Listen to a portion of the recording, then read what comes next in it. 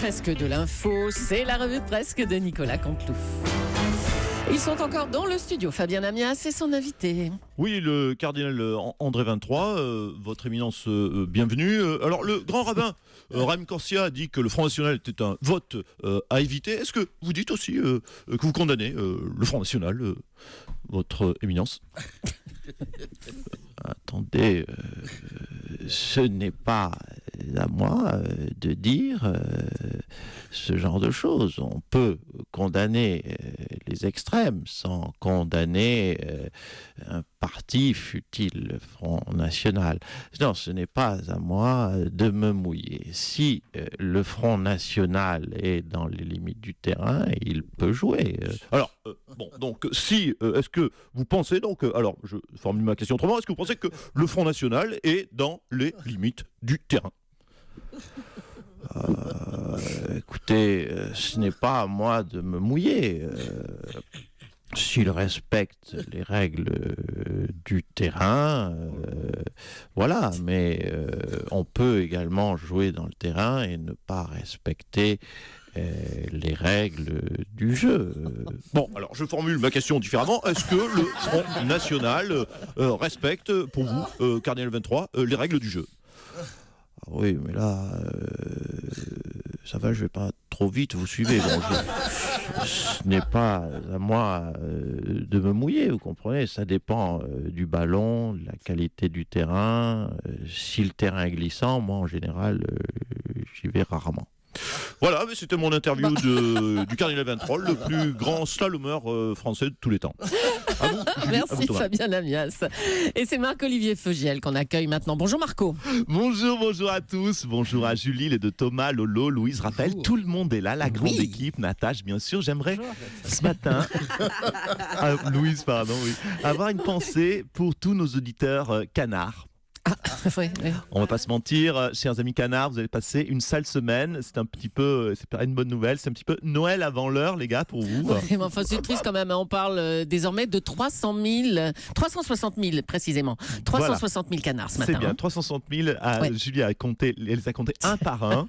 Alors oui, mais il y a quand même une très bonne nouvelle avec l'abattage des canards. Ça va faire baisser le prix des doudounes. Bah si, mécaniquement. D'accord, oui. Non, pardon Marco, mais l'actu du jour, c'est quand même la candidature de Bayrou. Pourquoi il a une chance de gagner? Non, pas vraiment. Bon, mais... ben voilà, c'est pas l'actu. Hein. Ah bah si vous le dites. L'actu, c'est les canards. D'accord. Allez, on vous écoute pour les titres, Marco. Allez, c'est parti pour les titres. Quel gâchis! Nicolas Sarkozy est entré, Axel de Tarlet nous l'a rappelé, au conseil d'administration de Accor Hôtel. On a parlé avec Axel. Il faudra qu'on m'explique son expertise en hôtellerie. Bon, cela dit, si Sarkozy voulait gérer une entreprise où tout le monde dort, il avait qu'à devenir président du Sénat. C'était plus simple. Le Fillon nouveau est arrivé. Oui, le Fillon nouveau est arrivé et il n'a pas un goût de banane, contrairement à Thomas Soto. Oh, dis donc. Bah oui. Mais il a assoupli son programme. Il veut notamment mieux rembourser les lunettes. Eh bien, François, c'est une connerie. Parce qu'avec des lunettes, on va mieux voir tes arnaques arriver. Eh oui. Et puis ce matin, on recevait le cardinal 23, l'occasion pour donner des nouvelles de ce sympathique prêtre de 46 ans, David Gréa, qui a quitté l'église pour vivre une relation amoureuse avec une jeune femme. Je cite le prêtre défroqué. Dieu m'a appelé pour vivre cette relation. Bah oui. Bonjour. Oh. C'est frère Dominique. Frère Dominique, qu'est-ce que vous voulez encore, Dominique Strauss-Kahn? Je voulais tout simplement apporter mon témoignage. Dire ma sympathie pour ce prêtre. Ouais. Moi aussi, Dieu m'appelle souvent pour vivre des relations. Oh, ouais, c'est ça. Excusez-moi, c'est Dieu qui m'appelle. Allô, oui. Oui, Dieu. Tu m'appelles pour que je vive une relation avec Louise Ekland. Pourquoi pas? Sœur Louise, chère Sœur Louise, ce n'est pas que ça m'amuse, mais c'est la volonté de Dieu. Pardon, excusez-moi de vous interrompre. Bonjour, Julie. Ah, c'est Nicolas Barré. Bonjour Thomas. Nicolas, bonjour. Vous disiez que c'est seulement à 46 ans que ce prêtre a connu l'amour pour la première fois. C'est un formidable espoir pour moi. C'est fou parce que j'avais sûrement dû faire le vœu de chasteté sans m'en rendre compte. Écoutez, on vous souhaite bon courage alors, cher Nicolas. François Fillon a donc annoncé les grandes lignes de son plan santé. Monsieur Fillon, vous voulez rembourser à 100% les lunettes pour les enfants, hein, c'est ça? Voilà, pour ceux et celles qui pensaient que j'allais brader la sécurité sociale, je crois que c'est un signal très fort. Et sur votre antenne, je vais même encore aller plus loin. Je propose de rembourser à 1000% les frais médicaux des femmes du Pays de Galles qui portent des cheveux gris. Non mais attendez, c'est votre femme Pénélope, une galloise à cheveux gris. Tout à fait. Carrément. Oui, mais comme ça, les 11 ans d'arrêt maladie qu'elle a touché entre 2001 et 2012, ce sera légal. Je le dis, ce sera légal. My dear, I have a new idea to pick the flues. Mais attendez, elle a été en arrêt maladie pendant 11 ans? Oui, car elle est non-voyante. Bah, elle n'est pas non-voyante, Pénélope Fillon. Qu'est-ce que vous racontez? Si. Écoutez, j'ai une preuve. Elle a bossé et travaillé à mes côtés pendant des années et elle ne m'a jamais vu. Donc ma femme, et j'en suis triste aujourd'hui, nous avons ce diagnostic avec certitude. Ma femme est non-voyante. De toute façon, je fais ce que je veux. Je vous signale que je remonte dans les sondages. Ah oui, ça c'est pas faux, mais il faut peut-être pas exagérer quand même. Merci, monsieur Fillon. Oh là là.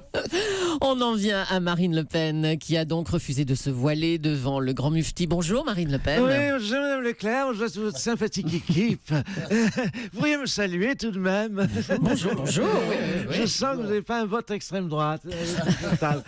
Oui, Madame Leclerc, je ne me suis pas voilé, car je ne suis pas un laideron.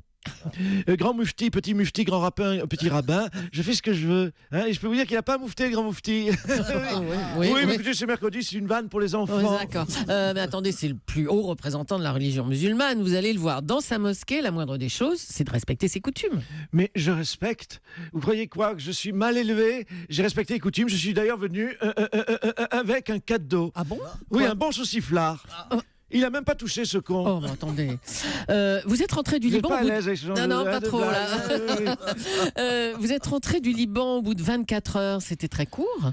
Oui, vous savez, pour moi, je vais vous parler franchement. Les pays arabes, c'est comme l'apnée. C'est joli, mais je peux pas y rester bien longtemps. Faut que je rentre pour respirer. Bon, bah écoutez, respirez bien. Au revoir, Marine Le Pen. À bientôt. Voilà, décontractez-vous dans ce studio, allons.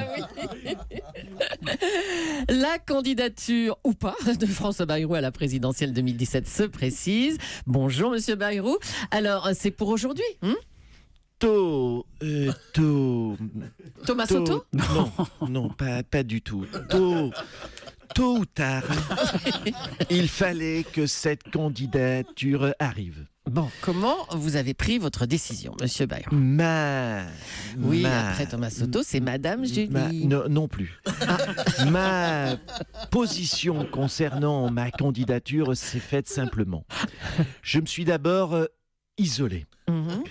Ça a été rapide vu que j'étais tout seul. Et j'ai donc consulté rapidement autour de moi et j'en suis venu à la conclusion de vite arriver sur moi et de me dire finalement qu'est-ce que tu en penses toi François, puisque alors. j'étais tout seul. Oui, bon, on a appris que vous aviez rencontré secrètement Emmanuel Macron à plusieurs reprises. Qu'est-ce que vous vous êtes dit? Vous êtes curieuse. Bah, un petit peu quand même. Je lui ai dit, cher Emmanuel Macron, cher Emmanuel, il paraît que tu n'as pas de programme, figure-toi que moi non plus.